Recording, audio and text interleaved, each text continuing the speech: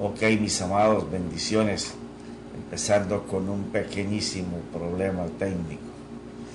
Bueno, les estaba diciendo que acabamos de pasar la semana que el mundo comercial llama santo, porque hace de ella comercio, le envía que la gente vacacione, se vaya a las playas, se vaya a otros países, se vaya al campo. O sea, los días que deberían de ser para contrición, los días que deberían de ser para arrepentimiento, los días que deberían de ser para pensar si lo que yo estoy haciendo agrada a Dios, los días para recogerse, para buscar esa palabra de Dios que va a cambiar el derrotero de mi vida, lo convertimos en diversión.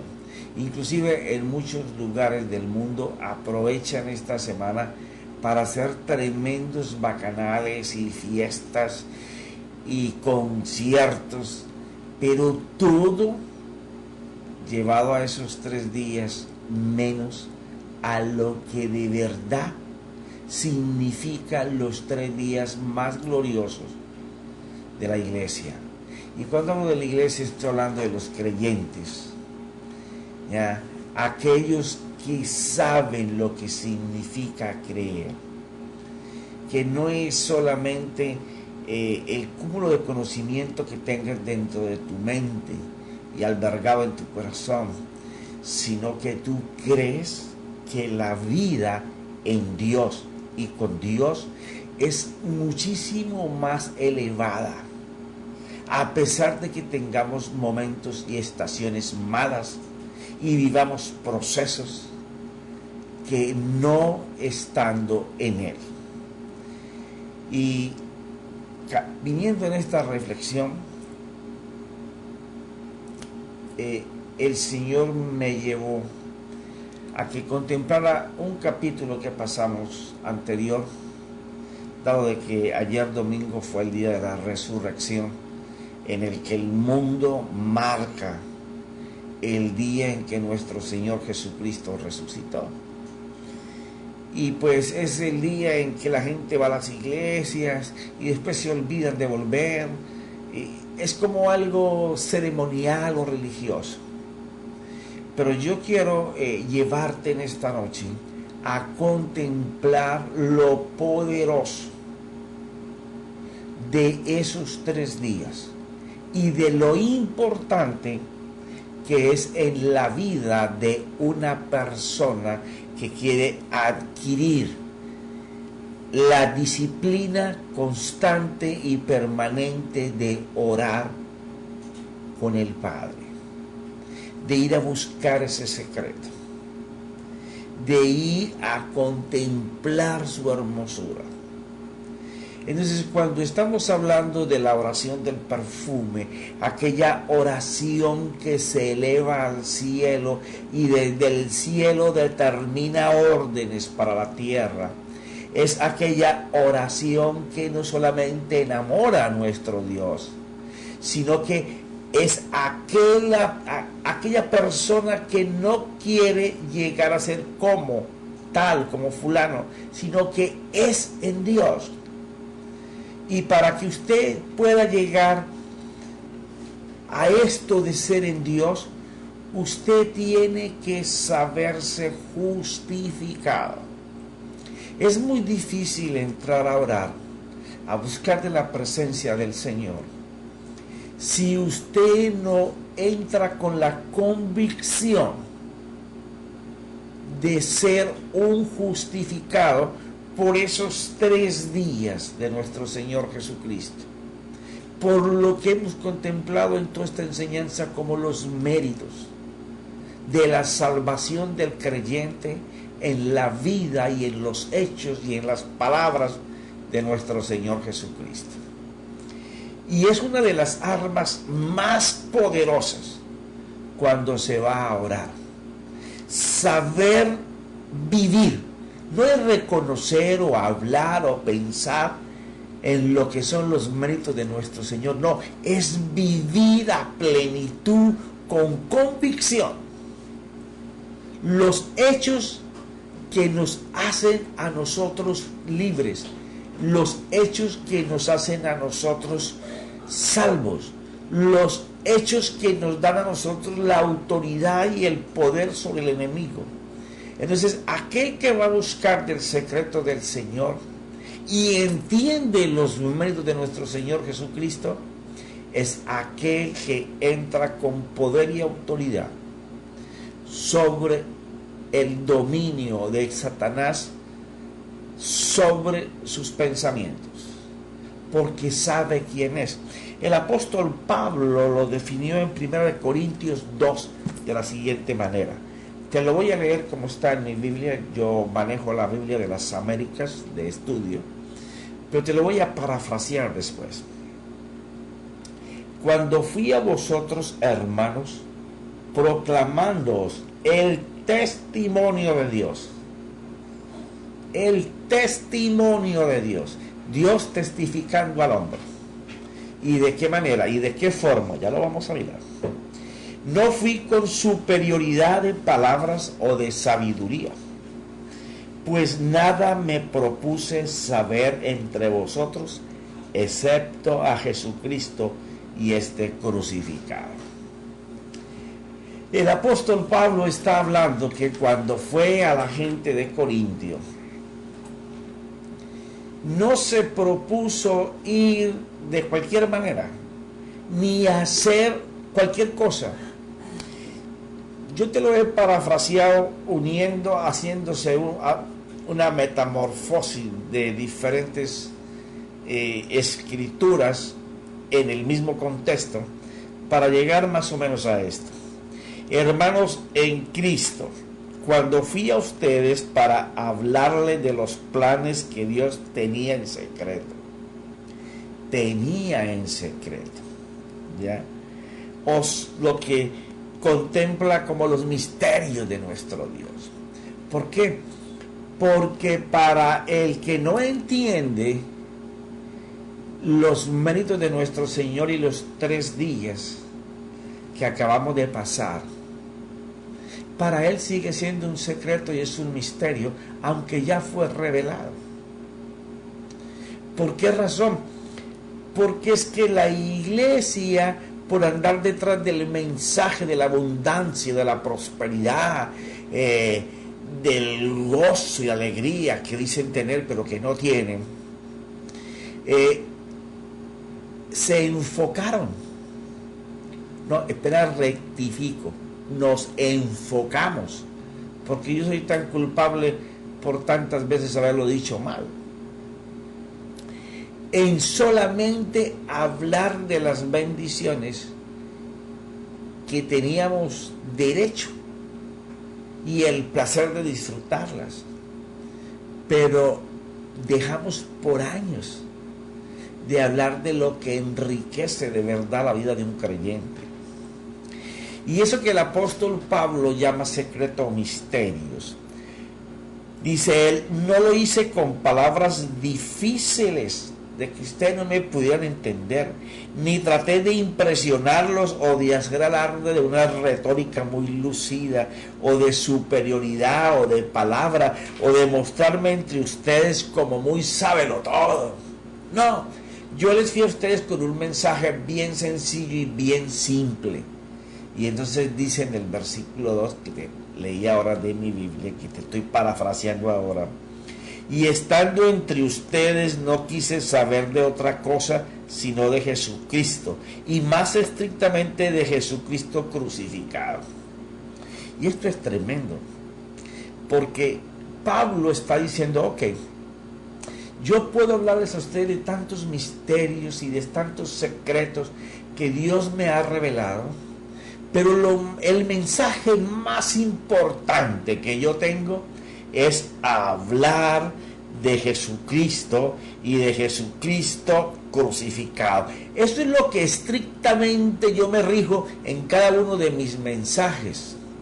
Poder darles a ustedes no solo el conocimiento, sino la vida de poder que da el vivir en Jesucristo crucificado. Porque no es solamente que haya resucitado ayer domingo, conmemorando los 2012 años que ya pasaron, sino el valor de sus méritos hasta la muerte en la cruz. Es una revelación este misterio que hace al hombre libre. Eso que el Señor vivió en esos 3 días hace al hombre libre. Lo hace libre del mal, lo hace libre del pecado y le quita todo poder y dominio de autoridad del mal por la iniquidad o por cualquier cosa que haya sucedido. Entonces, el apóstol Pablo estaba muy puntual en que lo más importante de su mensaje para cualquier persona, bien fuera un hermano judío o bien fuera un gentil, era que las personas pudieran vivir en los méritos de nuestro Señor Jesucristo. ¿Y por qué es tan importante esto?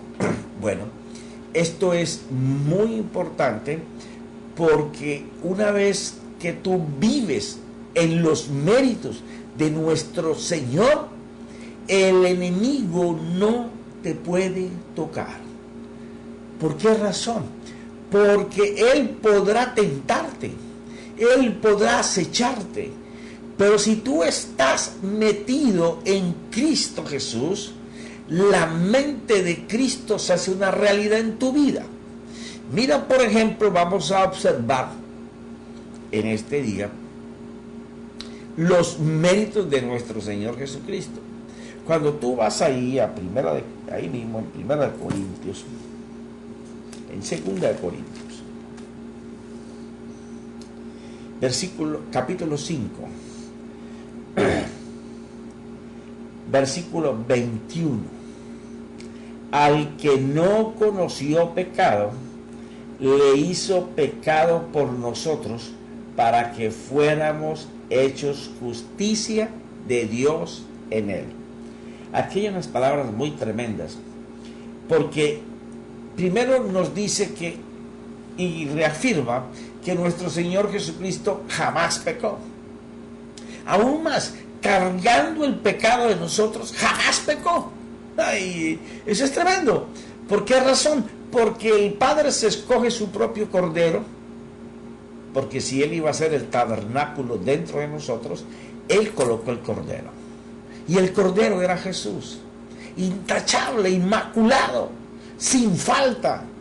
Pero hace lo mismo que los sacerdotes hacían en el tabernáculo. Le ponían las manos y colocaban los pecados del ofrendante para que ese Cordero tuviera los pecados de él. Bueno, pues nuestro Padre Dios tomó los pecados del mundo, desde que había nacido antes de la llegada de nuestro Salvador, los que vivían en el tiempo del Salvador y los que naceríamos después del tiempo del Salvador. Todos esos pecados los coge el Padre y los coloca sobre su Hijo. Y al Él colocar el pecado sobre su Hijo, lo hizo pecado. Lo hizo pecado por nosotros. El poder entender cómo Dios nos ama es una riqueza poderosa en la oración. Porque no es lo que estés sufriendo, no es lo que estés padeciendo, no es el proceso en que tú estás. No, tu Dios te ama tanto que el momento que estás viviendo, en la estación en que te encuentras hoy, la puso sobre nuestro Salvador. Nuestro Señor cargó ese momento. Y dice lo siguiente, dice que para que fuéramos hechos justicia de Dios en Él. Eso me está afirmando a mí que no importa el proceso en que yo esté en este momento, el dolor que esté pasando, la dificultad económica que tenga ahora, mi Señor cargó ese momento. Y si me habla que Él me hizo justicia, para que fuéramos justicia de Dios en Él. Quiere decir que si yo permanezco en Él, el momento terrible que tengo en este momento, Dios va a hacerme justicia. O sea, todo esto, ¿dónde empezó? Empezó en el Getsemaní. Cuando tú vas al Getsemaní y te encuentras con lo que el Señor pasó en el Getsemaní, te vas a dar cuenta. No solamente el Señor cargó el pecado todo sobre nuestro Señor Jesucristo, sino que al Él colocar el pecado en el Señor Jesús era atacado por nuestros pecados para tentarle a Él. Por eso dice la Escritura que fue tentado, pero no hallado pecado en Él. O sea que Él venció por nosotros lo que a nosotros nos tienta y nos vence. Pero si nosotros nos colocamos en Él y podemos mirar ese momento en donde Él tomó tu aflicción, tu dolor, ese poder interno que te gobierna, que te hace hacer una y otra vez el mismo mal, y tú te das cuenta que la justicia es cómo Dios batalla con eso para expulsarlo de ti. En Él, con Él solamente. Tenemos que aprender a darnos cuenta que en nuestros momentos trágicos, en donde somos acechados por el mal, si nosotros queremos hacer esa batalla frontal con el diablo, la vas a perder. La vas a perder. Porque somos justificados en Él. Tú tienes que ver a nuestro Señor Jesús en sus méritos. Esa es la reflexión que la iglesia no hace. La iglesia se va a descansar, a gozar, a disfrutar de playas, de paseos, en el tiempo señalado para estar en contrición y arrepentimiento con nuestro Dios. Pero si aprendemos que lo que nos está pasando, Él lo cargó, Él lo llevó, Él nos justificó, como al que confía que esos hechos pasaron ya y el Señor los tomó. Aquel que hace una vida pensando, viviendo y haciendo que Él lo hizo para bien. Dice la Escritura aquí en Lucas, porque hay que tener en cuenta esto: el Padre no eximió ni a su Hijo cuando tenía el pecado. Dice la Escritura que escondió su rostro por un momento. Quiere decir que si eso lo hizo con su Hijo Jesucristo, ¿cómo no lo va a hacer con nosotros? Era la primera vez que nuestro Señor Jesús iba a estar separado de su Padre. Y no por culpa de Él, sino por los pecados nuestros. Por eso Él pide que si esa copa la pueda pasar, que se la pase. Porque Él no ha estado nunca separado por Él, porque Él nunca ha pecado. Quiere decir que el pecado nos separa de Dios. Cuando nosotros estamos en esa aflicción de desconfianza con Dios, estamos pecando. Sí, no estamos creyendo, no estamos confiando. La Escritura dice que el que sabe hacer lo bueno y no lo hace, peca.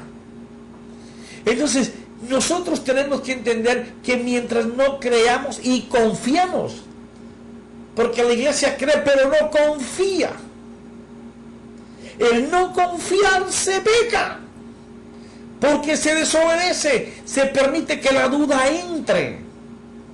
Entonces, cuando Él estaba en esa posición, que se iba a separar del Padre por 3 días nomás, porque Él, siendo Dios, tenía el poder para poner su vida, para poner su cuerpo, pero tenía el poder para volverlo a retomar vivo. Sí, Él es Dios. El Padre dice que en Él colocó la plenitud de todo lo de Él. Colosenses capítulo 1 te lo dice, te lo repetí la vez pasada. Y dice que él, en ese momento de angustia, de la separación con el Padre, aunque Marcos dice que en esos momentos ángeles le ayudaban, lo fortalecían y le servían. Dice Lucas en el versículo 43, entonces se le apareció un ángel del cielo y lo fortalecía. Estando en agonía, oraba con mucho fervor, y su sudor se volvía como gruesas gotas de sangre que caían sobre la tierra. ¿Qué es lo que está pasando? Él estaba sosteniendo dentro de su interior una intensa lucha por nosotros, para poder justificarnos en Él. Cuando tú entiendes esto y tú entras a buscar de la presencia de nuestro Dios, tú tienes que entender que cualquier acechanza, porque eso es lo que llega cuando tratamos de buscar la intimidad con nuestro Dios, las acechanzas del enemigo basado en las dificultades, los problemas, los obstáculos, las pérdidas, los dolores que estamos sufriendo hoy, para que no haya en nosotros libertad en el espíritu de nuestra mente para pensar en Dios. Pero en ese momento es cuando tú tienes que echar mano de la palabra, de la justificación de Dios. Si tú eres hijo, fuiste justificado en Jesús, aún en los momentos de tentación, porque allí, en el Getsemaní, Él venció la tentación. Porque si no lo hubiera vencido, hubiera llegado al pretorio con pecados de Él. No, Él llegó al pretorio con nuestros pecados. Sí, por eso el profeta Isaías habla, cuando tú vas a Isaías 53, que es algo que manejamos mucho en la iglesia. Es precioso, pero te voy a leer solamente uno o dos. Ciertamente Él llevó nuestras enfermedades. O sea, Él llevó el castigo del culpable. Él llevó el castigo del que está enfermo.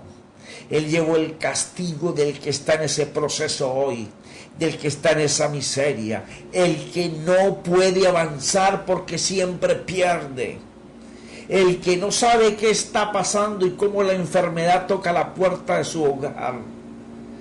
Él llevó todo ese castigo, dice, ciertamente Él llevó nuestras enfermedades y cargó con nuestros dolores. Con todo nosotros le tuvimos por azotado, por herido de Dios y afligido. Mas Él fue herido por nuestras transgresiones, nuestras desobediencias, nuestras rebeliones. Fue molido, atormentado por nuestras iniquidades. O sea, Él todo lo que sufrió en el pretorio, lo sufrió por nuestra culpa. Él se estaba colocando en nuestro lugar para recibir la flagelación, el castigo, el dolor por la falta, por el error, por el pecado, por el engaño, por la desobediencia que nosotros le hemos hecho a nuestro Dios, por decirle a nuestro Dios, ¿sabes qué? Hoy no te quiero. Sí, porque cuando nosotros en los tiempos de estar con Él, si nosotros hacemos cosas diferentes, le estamos diciendo, Dios, no te queremos. No te queremos. No queremos estar contigo. Eso es lo que cada uno de nosotros le dice cuando no desea estar con Él, cuando no desea orar en su presencia, cuando no desea congregarse, cuando no desea participar de las cosas de nuestro Señor.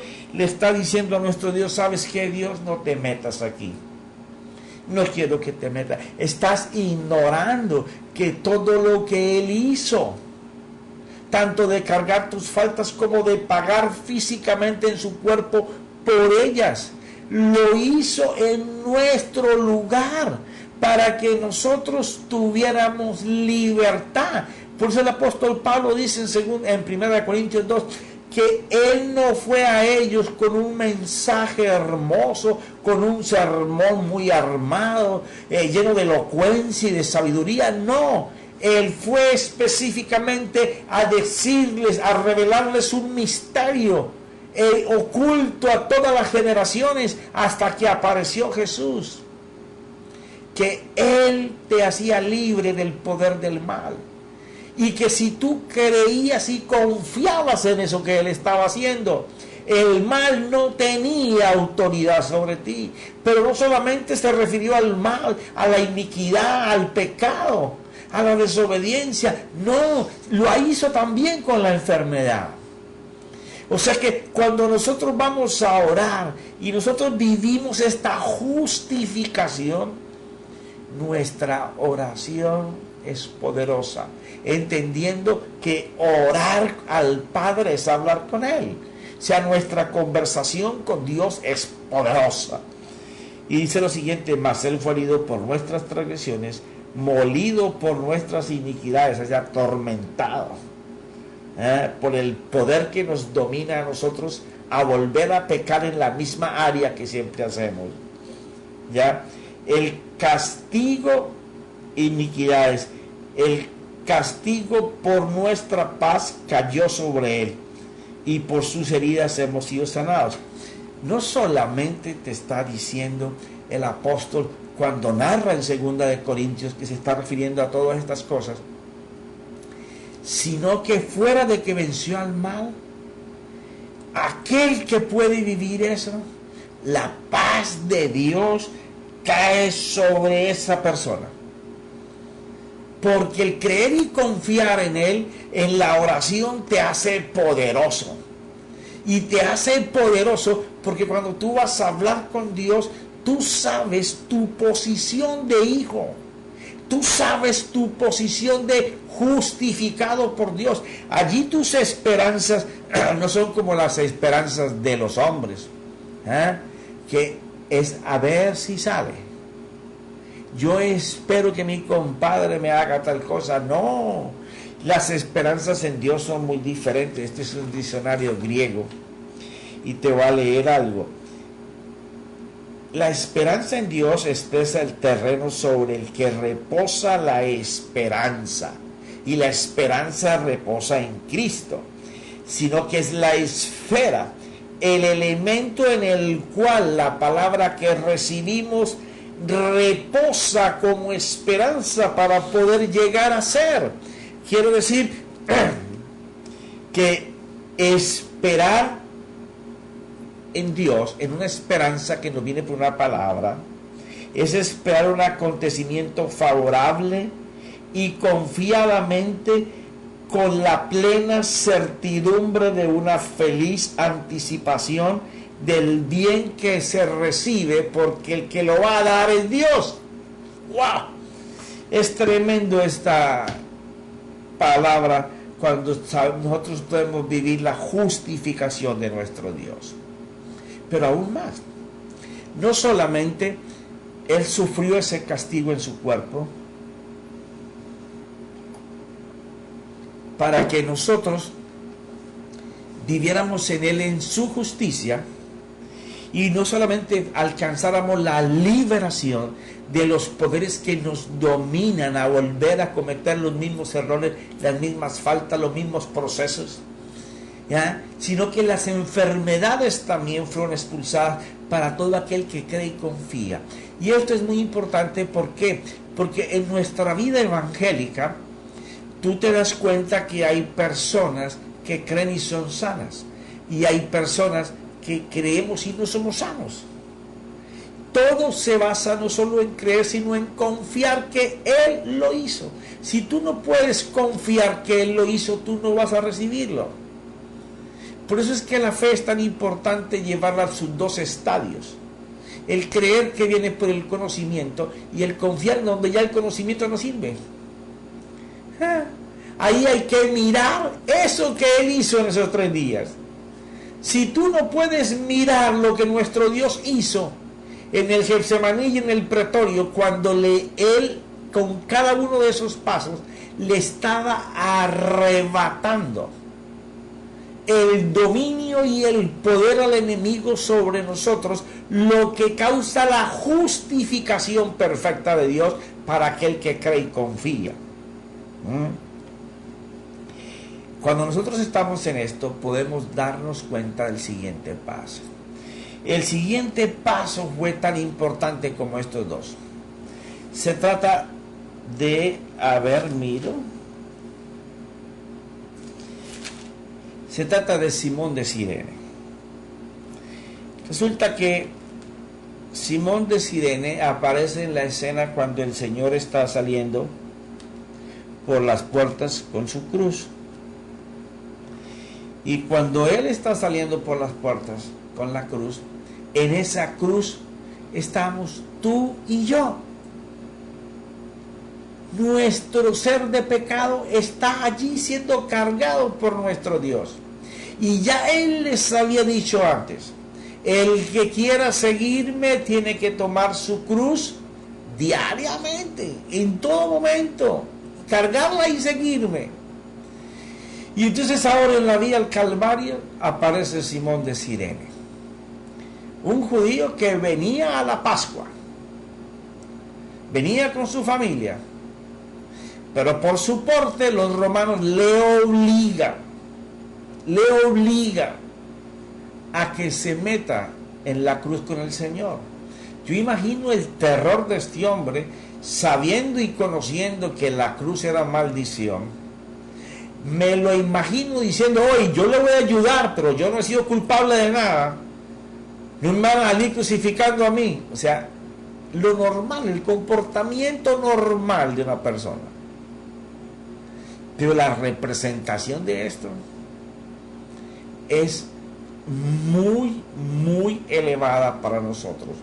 Sobre todo cuando estamos buscando esa comunión con Dios y en donde no la logramos porque no entendemos la justificación de estos 3 días.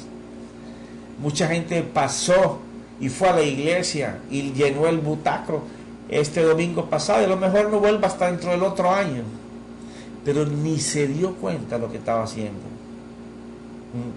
Perdidos en la casa de Dios. Dice así: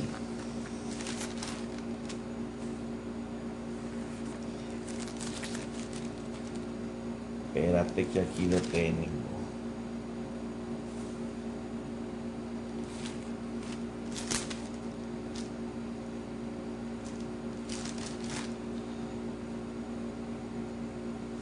O lo separé. Ok. Entonces apareció Simón de Cirene y le obligaron a cargar la cruz de Jesús. Ok. Esto tiene una representación muy hermosa porque es lo siguiente. El que no sabe que el Señor Jesús en su cruz te llevaba a ti y a mí, ese no va a orar delante del Señor agradecido de que su Dios no solamente cargó su pecado, recibió el castigo por él, sino que piensa que ahí se acaba todo. No. La invitación, aunque vino de la mano de un romano, al permitirse que la escena continúe y sea narrada y escrita, significa el poder caminar diariamente, sabiendo que el mal, el pecado, la enfermedad, la aflicción, la economía, las finanzas, la paz, la armonía en la familia, depende de que yo me dé cuenta de que todos los días tengo que caminar debajo de la cruz de mi Señor, porque ahí estoy yo. Yo siempre les argumento, no veas al Señor crucificado, mírate tú en su lugar, porque Él estaba allí por ti y por mí. Cuando tú puedes entender que la vida en el Evangelio depende de caminar mirando la cruz, porque en ella estás tú y yo, entonces empiezas a valorar el amor tan inmenso que nos tiene nuestro Dios, que desde el principio preparó las cosas para que tú y yo estuviéramos en ese lugar. No había sido formado nada y Él ya había predeterminado cómo iban a ser las cosas. Eso es lo que el apóstol Pablo llama la anchura. De principio a fin, Él pensó en nosotros. No habíamos nacido y Él estaba pensando cómo nos iba a enseñar que nos amaba y que nosotros éramos parte de lo que Él forma como su obra creadora de sus hijos. Había un pueblo que fue escogido por soberanía, pero había un pueblo que Dios eligió en Jesús, y eso somos tú y yo. Pero no solamente eso, dice que el amor tiene longitud, el amor de Dios, poder entenderlo, que es hasta donde Dios caminó por nosotros, hasta donde Dios fue, allá al fango, se puso las botas pantaneras, entró allí, nos sacó, estábamos enlodados, nos limpió, nos puso brillantes porque nos justificó y nos cubrió con su cerca protectora de sangre, nos dio su nombre. Pero no solamente eso, esa cruz que Simón de Cirene estaba cargando con el Señor significa que nuestro Dios, como lo dice la Escritura, bajó a las profundidades, pero no bajó solamente a liberar todos a aquellos que habían muerto creyendo que Él era el Mesías, el Salvador. No, fue allí a quitarle las llaves de las prisiones que encarcelaba a todos los hijos. Ya no hay cárceles para nosotros. Si tú puedes creer y confiar en esos méritos, pero gastamos esos días en las cosas que no son de Dios, no reflexionamos, no meditamos, no nos arrepentimos para hacer cambios. Por eso es que el pueblo judío, sin reconocer al Señor Jesús, ellos guardan estas fiestas y ellos hacen las cosas como lo pide la Escritura. Por eso son favorecidos. No que es que un judío donde cae parado. No, no es que cae parado, cae con Dios. Pero tú y yo no podemos hacer igual. Cuando Él dice que el amor de Él va hasta lo alto, está hablando de que Dios toma lo divino y lo une con lo humano a través de la cruz. Es poder saborear la justificación de Dios. No podemos orar con esa disciplina, no podemos orar con ese fervor, con esa constancia, porque tenemos que ir a orar en su presencia con la fuerza de nuestros pensamientos, con la fuerza interior nuestra. Pero si nosotros podemos ir a orar basados en los méritos de nuestro Señor Jesucristo, que cuando Él fue crucificado, cuando Él ya estaba en la cruz, ya Él había vencido al mal. El mal era el que no sabía que lo habían vencido.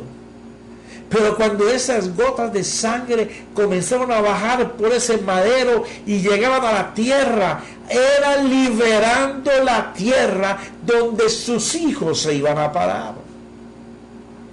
Por eso es que vivir los méritos del Señor es lo más poderoso para orar en su presencia. No es solamente lo que se ganó en la resurrección.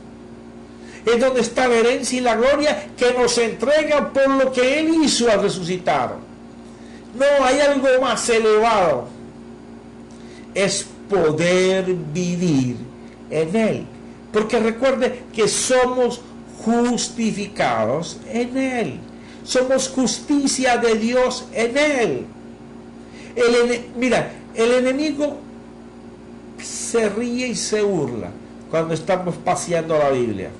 Y yo lo llamo pasear porque cuando tú te colocas como disciplina leer la Biblia en 6 meses, en 1 año, en 2 años, tú estás paseando la Biblia.